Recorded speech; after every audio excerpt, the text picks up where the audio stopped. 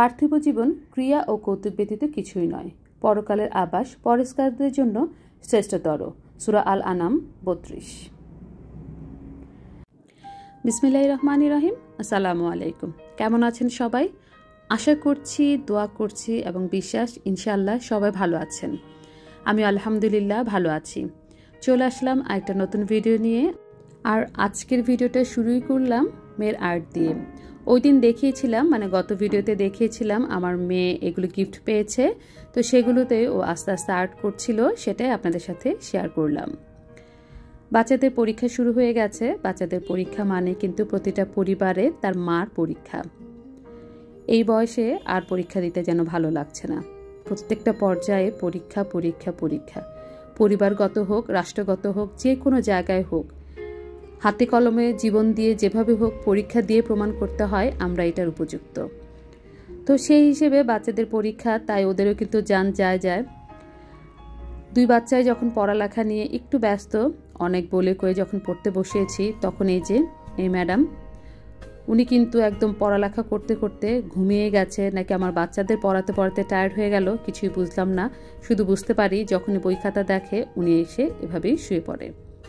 বাচ্চাকে পড়তে দিয়ে আমি ভাবলাম আমি হাতের কিছু কাজ করি। মেশিনটা যখন কিনেছিলাম তখন কোনো কিছুই করিনি। প্রথম দিকে কয়েকটা কাজ করার পরে মেশিনটা প্রায় বছরখানেকের উপরে ঘরেই পড়েছিল। পরে ভাবলাম শুধু শুধু পড়ে থেকে লাভ কি, বিক্রি করে দিই। যত টাকা কিনেছিলাম তার থেকে অর্ধেক দামে বিক্রি করে দিয়েছি। বিক্রি করে দেওয়ার পরে থেকে মনে হচ্ছে মেশিনটা আমার অনেক দরকার। ইদানিং তো প্রায় সময় মেশিনটাকে অনেক মিস করি, কিন্তু জানি মেশিন থাকলে এই কাজগুলো আর হয়তো করবই না। যেহেতু মেশিন নেই, তাই সিদ্ধান্ত নিলাম হাতে সেলাই করেই কাজটা করে ফেলি। এটা একটা বালিশের খোল ছিল, এটার ভেতরে হাঁসের পালক ছিল। হাঁসের পালকের বালিশটা ব্যবহার করতে আমার খুবই অসহ্য লাগতো, কারণ যতই এটা মোটা কভার দিয়ে রাখতাম, ও কিন্তু নিজে থেকে 2 ভাঁজের একটা কভার দিয়ে ঢাকা ছিল। এরপরও এটার ভেতর থেকে প্রায় সময় পালক বের হয়ে ঘরবাড়ি একদম ভরে যেত। তাই সিদ্ধান্ত নিয়েছি এটার ভেতর থেকে সব পালক বের করে ফেলে দিব। তো পালকগুলো ফেলে দিয়ে এই কভারটা রেখে দিয়েছি, কারণ এটা দিয়ে আমি অন্য একটা কিছু করব। তো সেটাই আজকে করতে চলেছি। আগে এটার জন্য একটু মাপ দিয়ে নিলাম। মাঝে মাঝে কিন্তু এরকম উল্টাপাল্টা কাজ করতে আমার কাছে খুবই ভালো লাগে। এইটা আমার একটা পুরান বালিশ ছিল, যেটার উপরের কভারটা ছিঁড়ে গিয়েছে। তো বালিশের তুলোগুলো বা ফাইবার, এটা তুলো না, এই ফাইবারগুলোকে আমি ভালো করে ধুয়ে পরিষ্কার করে রেখে দিয়েছিলাম, যে পরে কোনো এক সময় হয়তো কুশন বা বালিশ বানাবো। তো ভাবলাম যে বালিশ না বানিয়ে একটু কুশন টাইপের বালিশ বানাই, একটু ছোট করে, অত বড় বালিশ না বানিয়ে, যেটাকে আমি কুশন হিসেবেও ব্যবহার করতে পারবো, চাইলে প্রয়োজনে বালিশ হিসেবেও ব্যবহার করতে পারবো। তো একটা বালিশে যতগুলো ফাইবার ছিল সবগুলোই আমি এটাতে দিয়ে একটু চেপে চুপে একটু ছোট করে তারপরে মুখটা সিল করে দিচ্ছি। আমি এক্সট্রা যে কাপড় ছিল সে কাপড়টা কিন্তু কাটিনি, এটা ভাঁজ করে এটার ভেতরে দিয়ে দিয়েছি। তৈরি হয়ে গেছে আমার কুশন কাম বালিশ।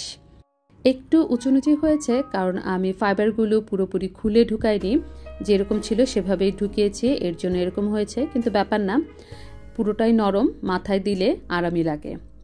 আর এই ড্রেসটা আমার বোন আমাকে গিফট করেছিল যখন আমি অস্বাভাবিক মোটা হয়ে গিয়েছিলাম, কোনো জামা কাপড়ে লাগছিল না, তখন এই কাফতানটা কিনে দিয়েছিল। অনেক দিন ব্যবহার করেছি, এটা 2-1টা জায়গায় ছিঁড়ে গিয়েছে, কিন্তু লেসগুলো অনেক ভালো আছে। তাই ভাবছি এই লেসগুলো কাজে লাগিয়ে ওই কুশনটার জন্য একটা কভার বানাবো। যখন এই বিষয়ে ভাবছি তখনই হঠাৎ শুনি অনেক জোরে শব্দ। পাশে তাকিয়ে দেখি এটার এই অবস্থা। লুলটু উপর থেকে এটা ফেলে দিয়েছে। ফেলে দেওয়ার কারণে এটার যে গ্লাস ছিল ভেতরে সেটাও ফেটে গিয়েছে, আর বালি চারদিকে ছড়িয়ে পড়েছে। ছোট ছোট স্টোন ছিল, সেগুলো ছড়ে পড়েছে। বাচ্চাকে পড়াচ্ছি, সেই সাথে হাতের কিছু টুকটাক কাজ করছিলাম শখের বশে। কিন্তু যখন এই ঘটনাটা ঘটলো তখন কিন্তু মেজাজটা খুব খারাপ হলো। উনি আবার এসেছে ভিজিট করতে, আমি কি এগুলো গুছিয়েছি কিনা। কি মনে হলো, একটু পরে নিজেই আবার চলে গেল। এমন না যে এটা অনেক নিচে ছিল, এটা কিন্তু অনেক উঁচাই ছিল। আর এখন কিন্তু 12:15 বাজে, রাত। এত রাতে এই আজাইরা কাম করতে একদম ভালো লাগে না। এরপরও করার কি আছে, বিড়াল পালি শখ করে, ও তো উল্টাপাল্টা করবে। বিড়াল মানে দুষ্ট, দেখুন কে বলে দুষ্ট, সে আবার চুপচাপ বসে বসে এগুলো দেখছে। আর চেহারাটা দেখলে সব কিছু ভুলে যাই, এত দুষ্টুমি করে, এত জ্বালায়, তারপরে সব ভুলে যাই। তো যেহেতু গ্লাসটা ভেঙে গেছে, তো বাসায় আরেকটা এরকম গ্লাস ছিল, সেটারে অর্ধেক কেটে তারপর এটার ভেতরে ব্যবস্থা করে তারপর ওই জিনিসটা রাখলাম। যখন রেখে আমি ঘুমাতে যাব, এর আগে দেখে এই যে ম্যাডাম এখানে মন খারাপ করে শুয়ে আছে। কোথায় মন খারাপ করার কথা আমার, এখানে ঢং করে শুয়ে আছে সে। তো ওর শুয়ে থাকা ও শুয়ে থাকুক, আমি কিন্তু ঘুমাতে চলে গেলাম। ঘুমাতে চলে আসছি ঠিকই, কিন্তু কোনোভাবেই কেন জানি ঘুম আসছিল না। পরে অনেক খোঁজখবর নিয়ে বুঝতে পারলাম আজকে সন্ধ্যায় আমি চা খেয়েছিলাম, যার ফলস্বরূপ আমার এই না ঘুম রাত। চা খেলে আমার এই সমস্যাটা প্রায়ই হয়, এই কথাটা তো এর আগেও শেয়ার করেছি, আর আজকে একদম প্রমাণস্বরূপ দেখিয়েই দিলাম। দেখুন আমার অবস্থাটা কি। অনেকক্ষণ বিছানায় এপাশ ওপাশ করার পরেও, অনেক চেষ্টার পরেও যখন দেখলাম কোনোভাবেই ঘুম আসছে না, তখন ভাবলাম শুয়ে থেকে আর লাভ কি, এর থেকে ভালো রাতের কিছু ইবাদত বন্দিগি করি, আর সেই সাথে মাথায় একটা জিনিস ঘুরছিল, সেই জিনিসটাকে বাস্তবে রূপ দেই। তো যেই ভাবা সেই কাজ, এই রাতের বেলা বসে বসেই কিন্তু আমি ইবাদত বন্দিগির পাশাপাশি এই যে হাতের এই কাজগুলো করে নিচ্ছিলাম। মাঝে মাঝে মাথায় অনেক কিছু ঘুরে, আর এই ঘুরানিটা বেশি ঘুরে যখন আমি ঘুমাতে যাই। রাতের বেলা ঘুমাতে যাওয়ার সময় আমার কাছে মনে হয় আমি অনেক কিছু করে ফেলবো, অনেক কিছু করার আছে আমার, কিন্তু ঘুম থেকে উঠে সকালবেলা কিন্তু আর কোনো কিছুই করতে ইচ্ছে করে না। তো আজকে যখন কোনোভাবেই ঘুম আসছিল না, তখন সেই ক্ষেত্রে ভাবলাম এই রাতের বেলায় আমার যে মাথায় ঘুরছে যে এই জিনিসটা, সেই জিনিসটা বাস্তবে রূপ দিয়ে দিই। আর সেই হিসেবেই কিন্তু কাজ শুরু হয়ে গেছে।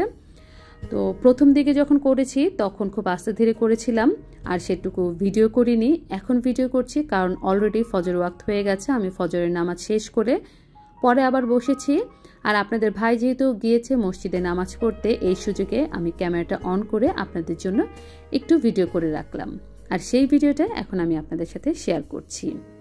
ম্যাক্রেন সুতা দিয়ে এই ধরনের জিনিস, ম্যাক্রেনের যে কাজগুলো, এগুলো অনেকেই করে, আর এগুলো দেখতে এবং করতে আমার কাছে খুব ভালো লাগে। আমার কাছে ম্যাক্রেন সুতা আছে, কিন্তু এই সুতাটা দিয়ে করার পেছনে কারণ হচ্ছে এটা ছিল বুক বাইন্ডারের একটা সুতা, কিন্তু এটা অনেক মোটা হওয়ার কারণে এটা আমাদের কোনো কাজে লাগছিল না। তখন আপনাদের ভাই বলল তুমি চাইলেই এটা দিয়ে তোমার পছন্দ মতো যা খুশি তাই করতে পারবে।